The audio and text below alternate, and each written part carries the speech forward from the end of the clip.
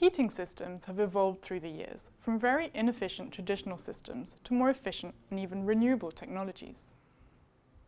Traditionally, heating was provided through burning wood, charcoal, or other forms of biomass. However, burning solid fuels, often in inefficient stoves, is harmful to health. This is especially true when the combustion process is not complete or when fumes are not properly vented outside. Other disadvantages can be the impact on deforestation, where the biomass source is not sustainable, as well as control and safety issues. In terms of energy efficiency, traditional biomass stoves often had an efficiency of 50 to 60%. New, good quality stoves can reach efficiencies of around 80%.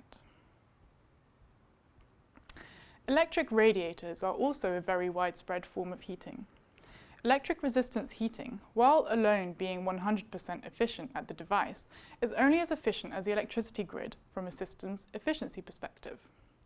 From this point of view, the efficiency is closer to 30 to 50%, depending on the fuels and technologies used to generate electricity and the extent of losses in distribution and transmission.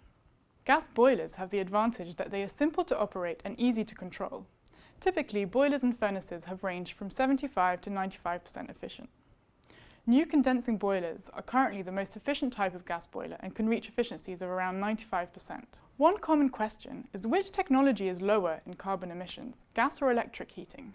This will depend on how carbon intensive the electricity grid is. In countries with large amounts of fossil fuels in the energy mix, gas may be a lower carbon, lower emissions option today.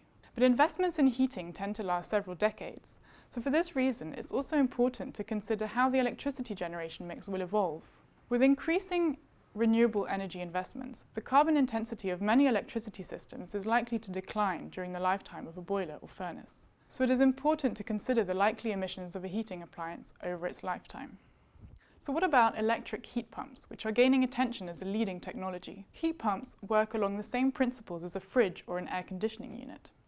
The refrigeration cycle uses the compression, evaporation, and condensation of a fluid to transfer heat from one place to another. Heat pumps can have an efficiency of more than 300% and even upwards of 1,000% for highly efficient ground source or geothermal heat pumps, meaning that for 1 unit of electricity that is put in, more than 3 to 10 times that energy in the form of heat is delivered compared to an electric radiator. A renewable energy technology option for water heating is solar water heating, which relies on heat from the sun to heat water circulating in collectors. This can be used in a standalone system or integrated into other building heating systems. Research and development are underway on heat pumps and solar water heating, given their promising role in the decarbonisation of heating. This is in parallel with the decarbonisation of electricity systems. And last but not least, district heating can be an efficient way of providing heating to distributed spaces or buildings. The main advantage of a district heating system is the fact that the heat generation can be better controlled and made highly efficient.